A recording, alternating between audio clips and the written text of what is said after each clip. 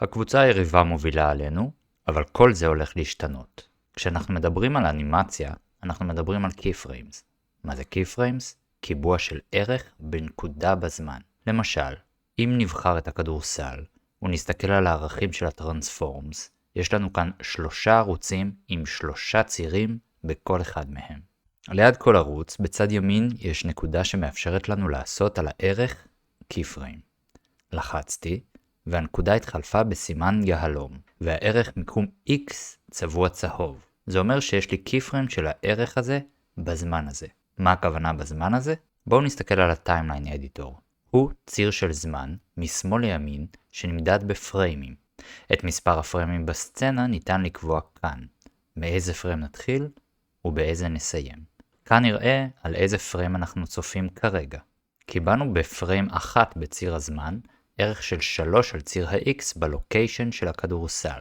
אם נתפוס את הסמן של הזמן מהאזור העליון, ונגרור לפריים 10, אני יכול להזין עכשיו בלוקיישן של הכדורסל ערך 4, ותראו שהצבע של הערוץ יתחלף לכתום. מה שאומר ששינינו את הערך, אבל לא קיבלנו אותו על ציר הזמן עם keyframe. אם נלחץ על היהלום שוב, נקבע keyframe בזמן הזה.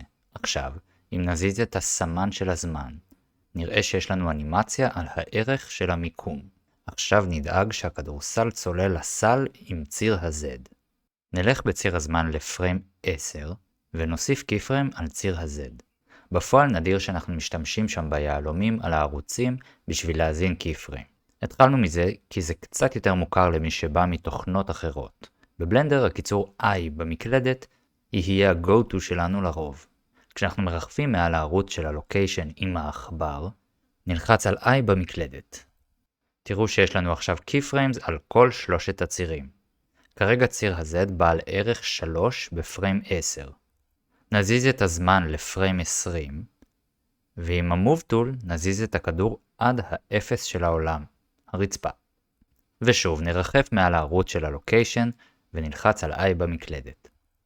קיבלנו ערכים משתנים על ציר הזמן. נלחץ play, כאן, או על space במקלדת. יפה, יש לנו אנימציה מאוד מכנית, אבל אנימציה.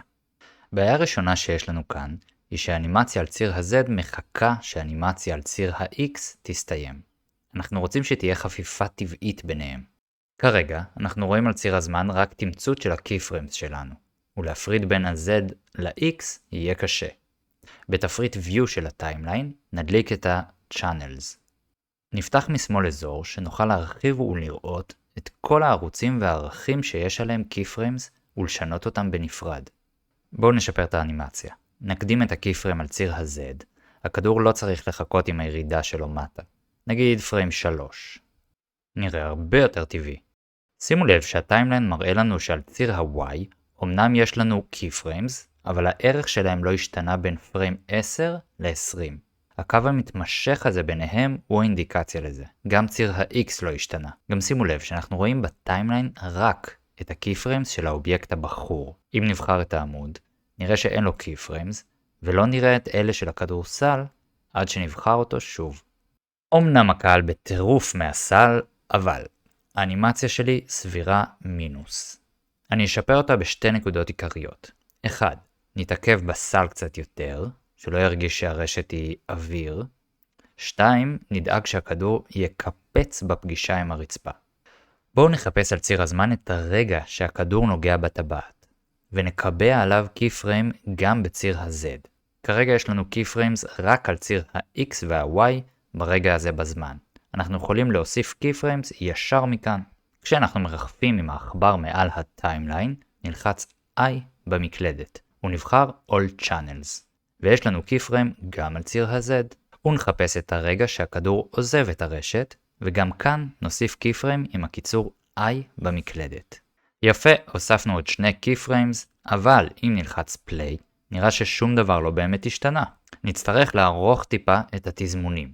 נגרור את ה-keyframe של היציאה מהרשת קדימה, שהכדורסל יתעכב שם יותר זמן. נקפיץ את הטיימליין להתחלה ונלחץ על play. עובד יותר טוב. עכשיו נטפל בקפיצה. נגיע לפריים 20, וממנו נתקדם בערך 3 פריימים קדימה. נרים את הכדור מעלה וניתן keyframe. והפעם ישירות מהviewport. כשהעכבר מרחף מעל הוויופורט, לחיצה על I תקבע קיפריים. אממה, קיבלנו קיפריים על כל הערוצים. וכרגע אנחנו רוצים אך ורק על המיקום, לוקיישן. נוכל להגדיר את זה ב-Key-Inset, בתפריט של הטיימליין משמאל ה-View. לחיצה עליו תפתח תפריט שישאל על מה נרצה קיפריימס. בוא נבחר בלוקיישן. הקיצור Shift פלוס K במקלדת ייתן לנו להגיע אל התפריט כשהעכבר מעל הוויופורט. בואו נמחק את הערוצים המיותרים מהטיימליין, נסמן ונלחץ על X במקלדת. נתקדם עוד 3 פריימים על ציר הזמן, ונוריד את הכדור לרצפה ונלחץ על I במקלדת. רואים? בגלל שקיבלנו את ה-Key-Inset ללוקיישן, ברגע שלחצתי על I, קיבלתי אנימציה רק על הערוץ של הלוקיישן. נוסיף עוד קפיצה אחת קטנה יותר, כי הרי הוא כבר איבד את האנרגיה, ונלחץ על I במקלדת, נתקדם רק 2 פריימים קדימה. ובמקום להזיז שוב את הכדור לרצפה, נעתיק את הקיפריים של ה-Z כשהוא היה על הרצפה. Ctrl C, נוודא שאנחנו אכן בזמן הרצוי, ונלחץ Ctrl V כדי להדביק אותו פה. ויש לנו קפיצה.